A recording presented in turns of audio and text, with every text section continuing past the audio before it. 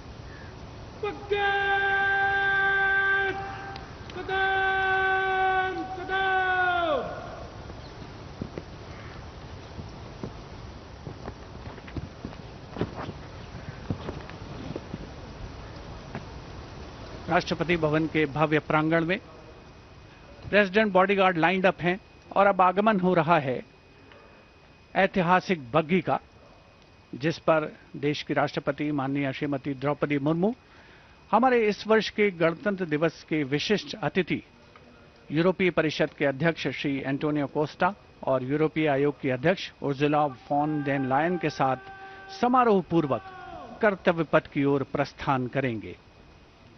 राष्ट्रपति के अंगरक्षक दुनिया की सबसे पुरानी रेजिमेंट्स में शामिल। इस रेजिमेंट के लिए गणतंत्र दिवस 2023 बहुत खास था क्योंकि राष्ट्रपति के अंगरक्षकों ने वाराणसी में 1773 में अपनी स्थापना के 250 साल पूरे होने का जश्न मनाया था।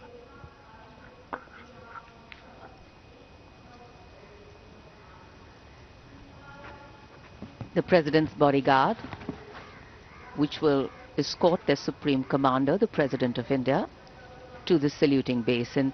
This is a splendid view of the forecourt of Rashtrapati Bhavan, the official residence of the President of India.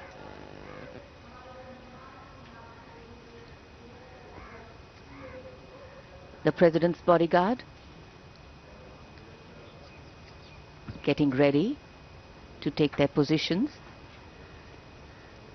And just to give you a context of the placement,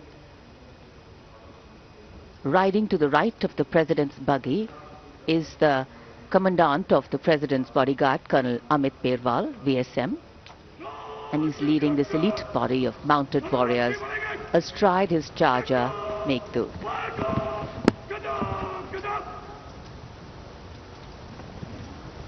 Colonel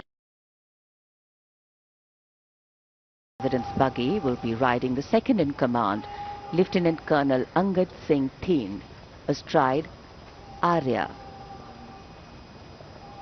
The presidential buggy, a symbol of India's rich history, traditions and culture, is being led by Naib Risaldar Jitendra, mounted on Longstride. For the officers and men of the President's bodyguard, their horses are a very important part of their lives. Magnificent bay and dark-colored war horses. And this is the senior-most regiment of the Indian Army. Going around the 44-meter tall Jaipur column.